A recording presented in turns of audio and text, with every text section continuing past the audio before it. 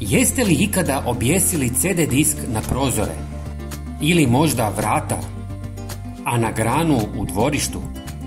Ova metoda donosi nevjerovatne rezultate i fascinira mnogo ljudi.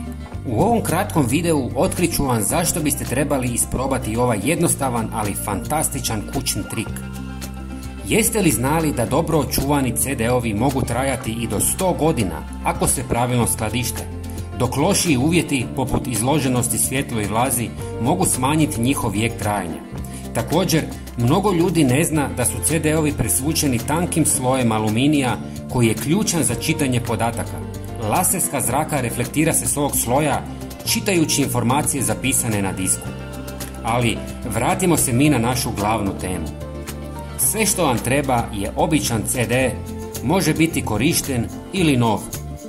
Prvi korak je da uzmete komadić špage ili konca i zavežete ga kroz sredinu diska kako biste ga mogli objesiti. Nakon toga objesite CD na prozor ili vrata.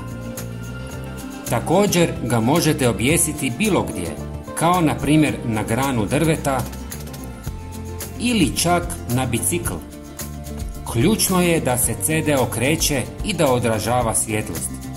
Ako nemate prikladno mjesto za objesiti, jednostavno ga postavite gdje god možete, iako efekti možda neće biti toliko izraženi.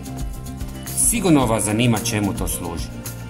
Možda već znate, ali CD diskovi su izvanredni za odbijanje muha, golubova i drugih ptica zahvaljujući svojoj reflektirajući površini. Sjaj iz diskova stvara bljeskove svjetlosti koji mogu ometati i plašiti insekte i ptice. Osim toga, kada se CD-ovi kreću, proizvode suptilne zvučne signale koji dodatno odvraćaju neželjene životinje.